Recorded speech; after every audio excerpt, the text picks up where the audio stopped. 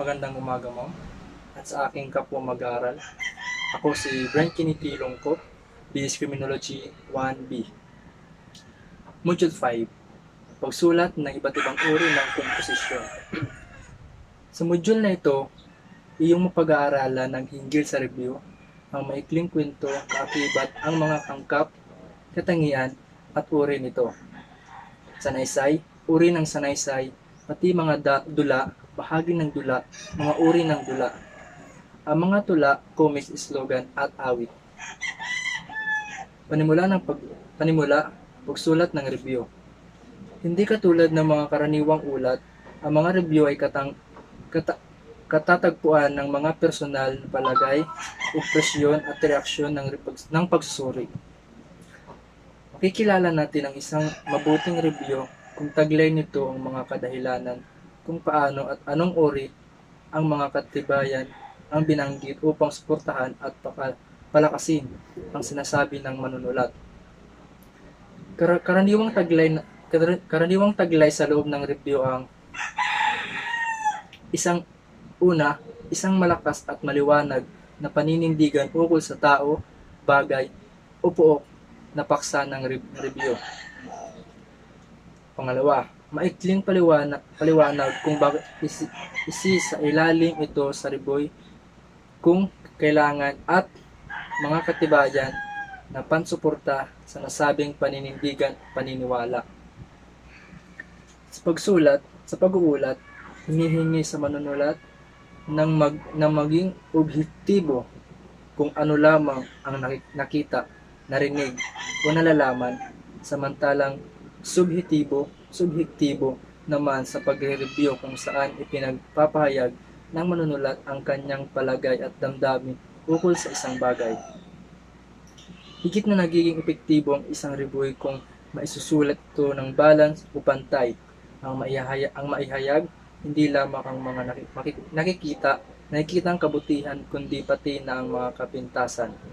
Hindi nararapat na isang panig lamang ang talakayan dito.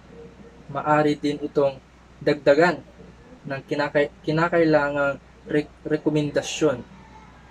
Sa kabuuan, inaasahan sa 6 na katanungan tulad ng mga sumusunod: tama bang nilalaman ito? Maliwanag ba at tiyak ang mga salita?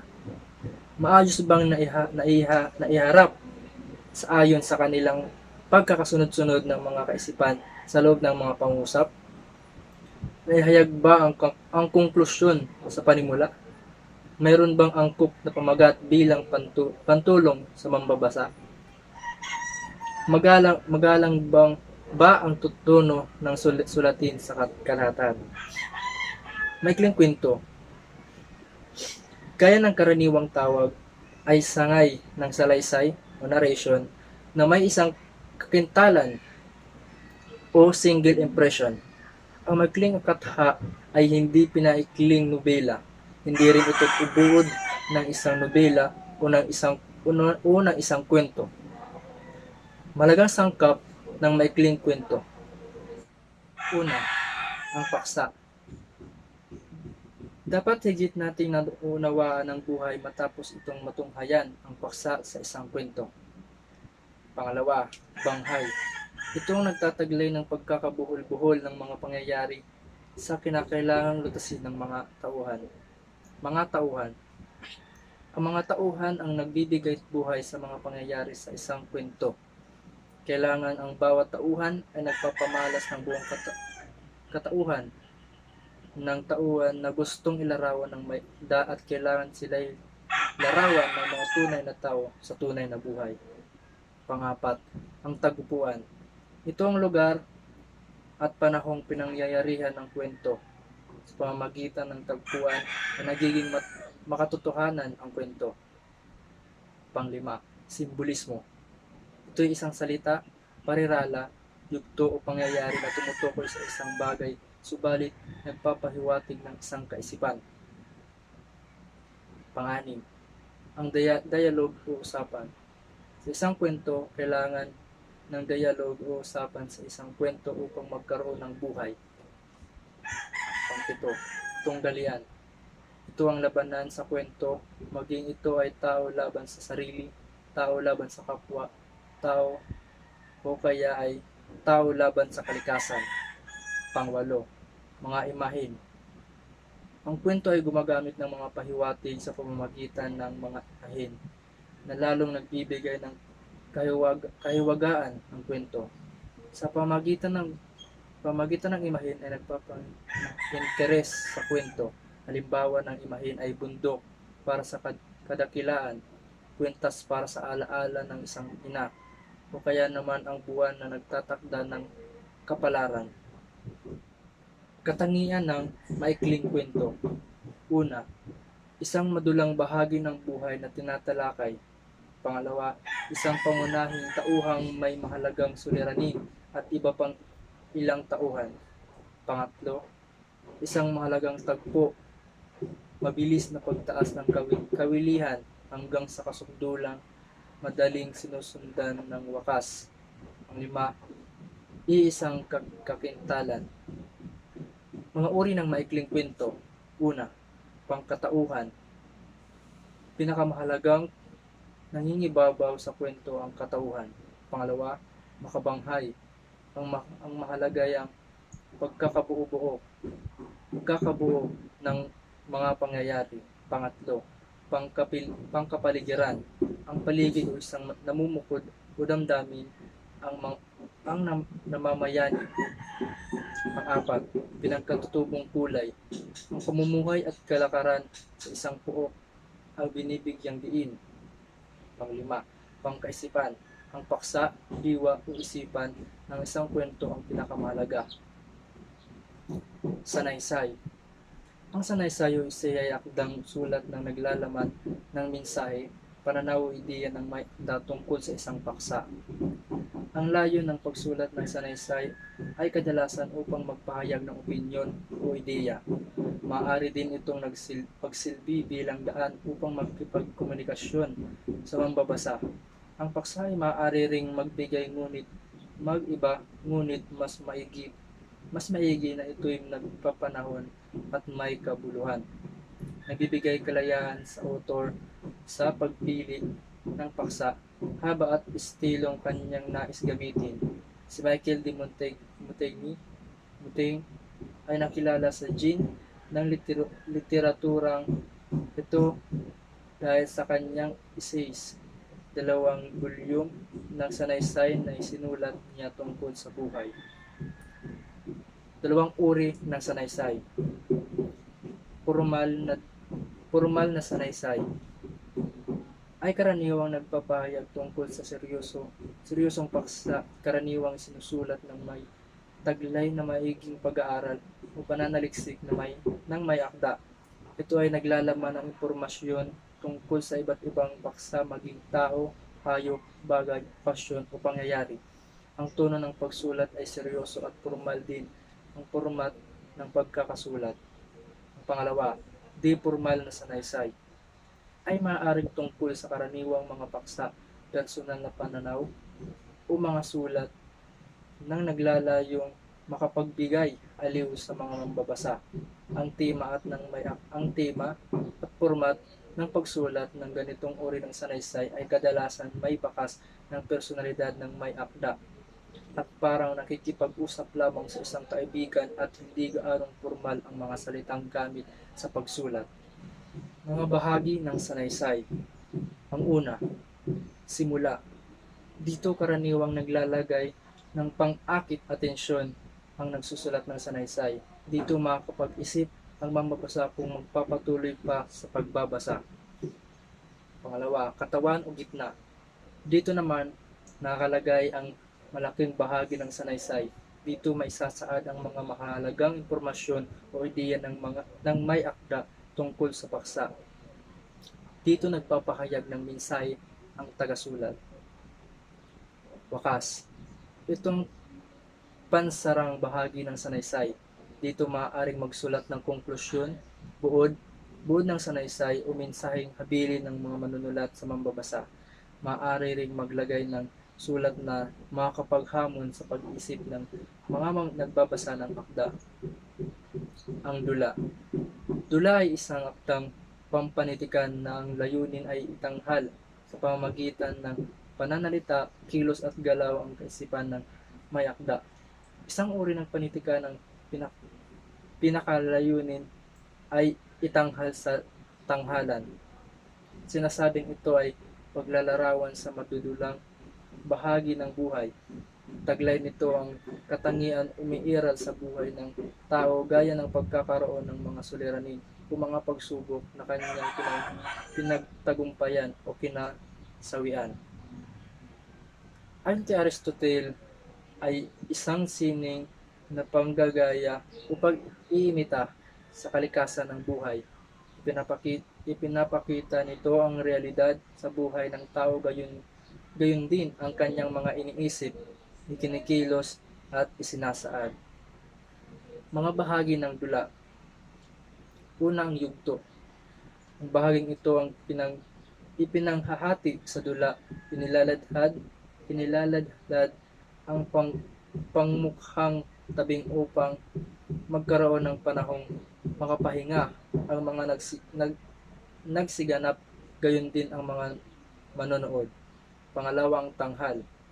Ang bahaging ito ay ipinanghahati sa yugto kung kinakailangang magbago ng ayos ng tanghalan. Tagpo. Ito ang paglalabas-masok sa tanghalan ng mga tauhang gumaganap sa dula. Mga uri ng dula. Ang unang trahedya.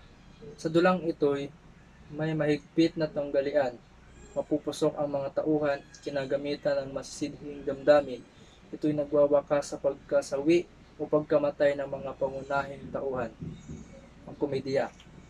Ang uring ito ay nagtatapos na masaya sapagkat ang mga tauhan ay nagkakasundo. Ang wakas ay kasiya-siya sa mga manonood. Melodrama. Ang dula ay nagwawakas ng kasiya-siya sa mabubuting tauhan, bagamat ang uring ito ay may malulungkot na sangkap, kung minsan ay labis ang pananalita at damdamin sa uring ito. Paksa.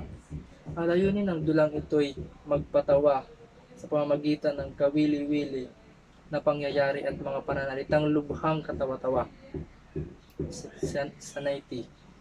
Ang pinakapaksa ng uring ito ay mga karaniwang ugali katulad ng parsa. Ang dulang ito ay may layuning magpatawa. Tragikomedya. Kung magkahalo ang katatawanan at kasawian gaya ng dula ni Shakespeare na laging may mga tauhang katawa-tawa tulad ng payaso para magsilbing tagapagpatawa, subalit sa huli nagiging malungkot na dahil nasasawi o namamatay ang bida o ang mga pangunahing tauhan. Sangkap ng dula. Simula. Tagpuan, panahon at puok kung saan naganap ang mga pangyayari sinaad sa dula. Tauhan. Ang mga kumikilos at nagbibigay buhay sa dula, sa tauhan umiikot ang mga pangyayari. Ang mga tauhan ang bumibigkas ng dialogo, nagpapadama sa dula. Pangatlo, sulyap sa suliranin. Bawat dula ay may suliranin. Walang dulang walang suliranin. Mawawala ang sanaysay ang dula kung wala itong suliranin. Maaring mabatid ito sa simula o pagitnaan ng dula na nagsasadya sa mga pangyayari.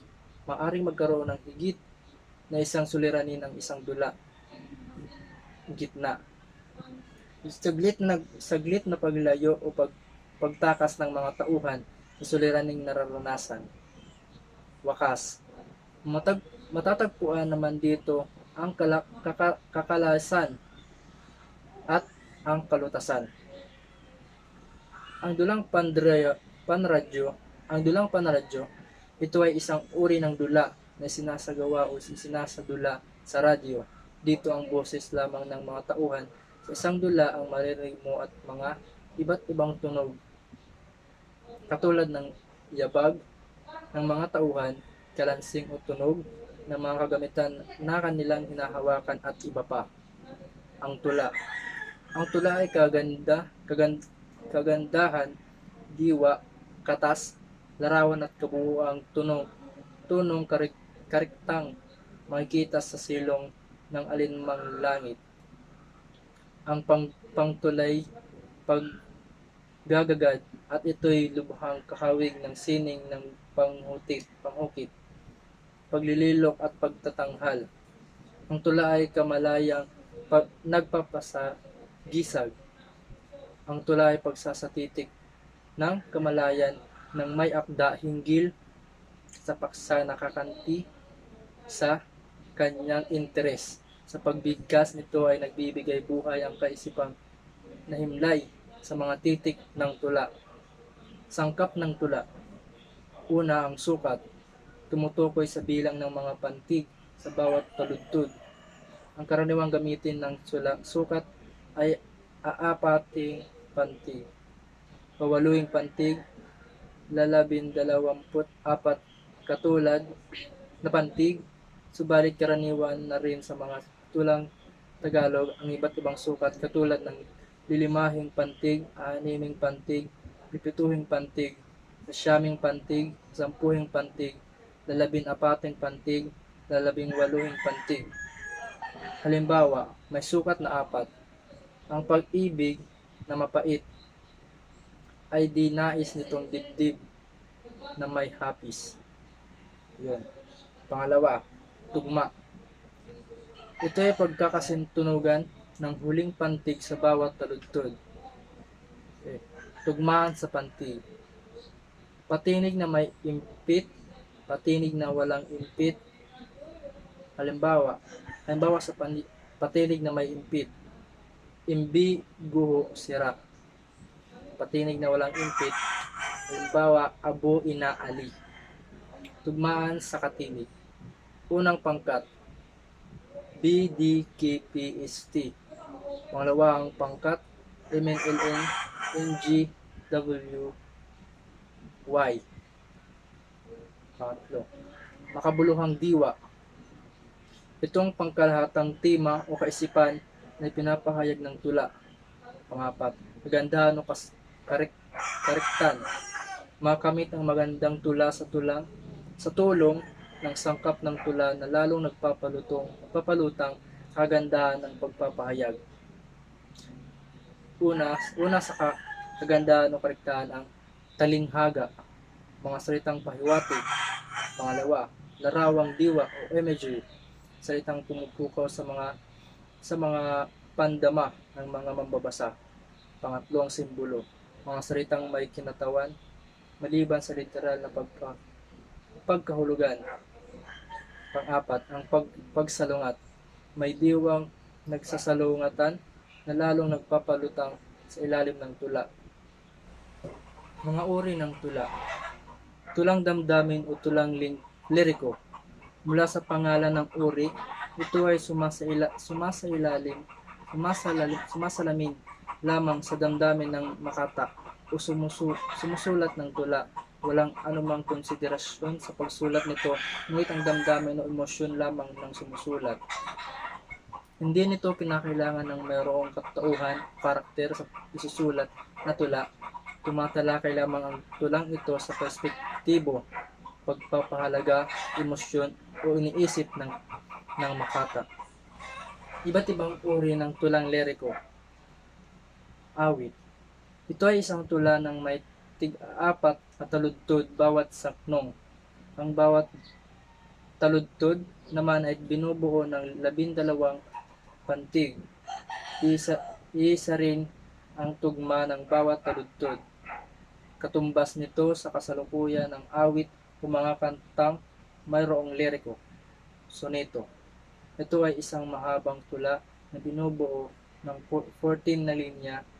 Karaniwang tumatalakay naman ito sa kaisipan, diwa ng makata. Uda.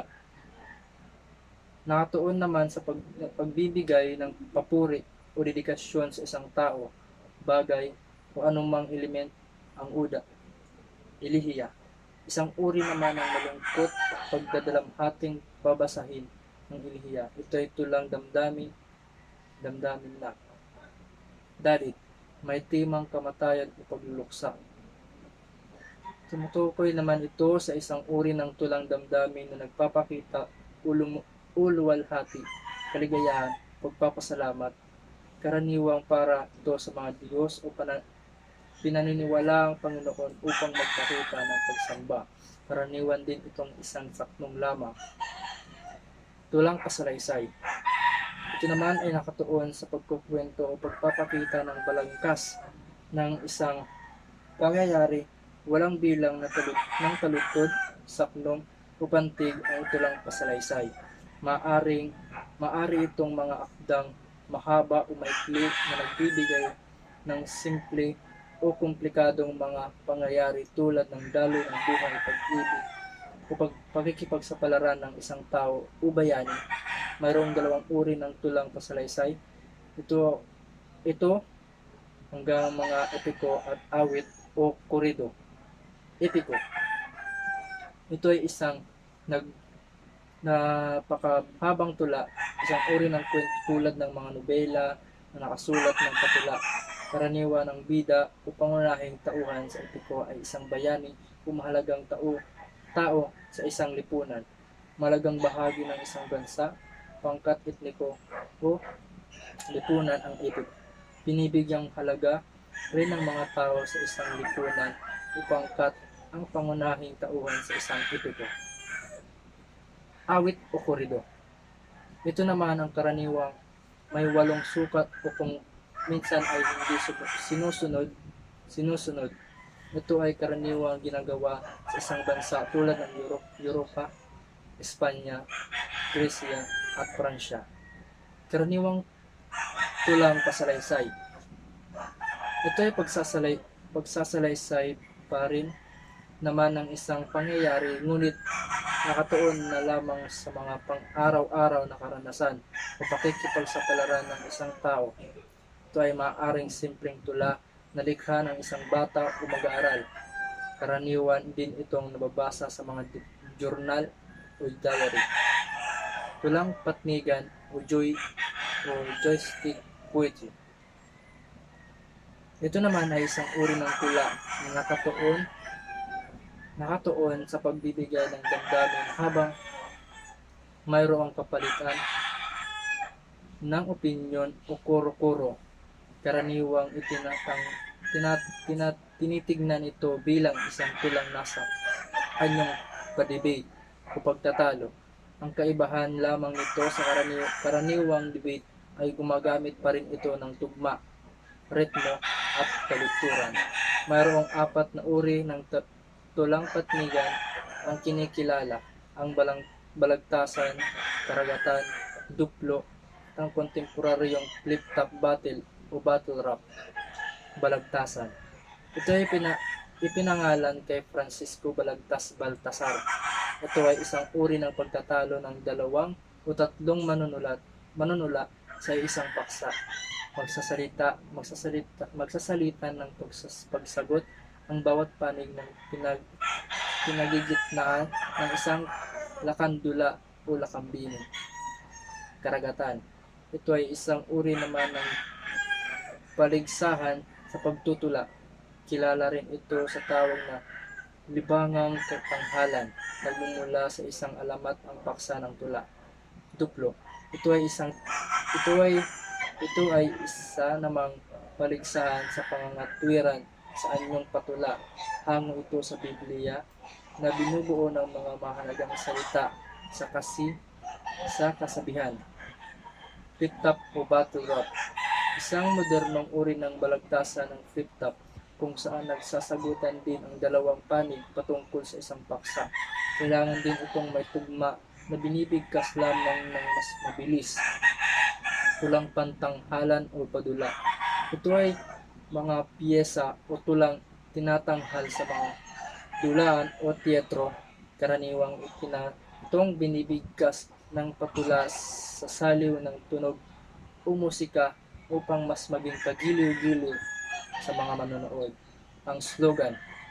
Sining ng matalinong paglikha ng parirala. Ang slogan. Hatid nito ang mga angking kaibahan at nakikitang kalamagan sa iba.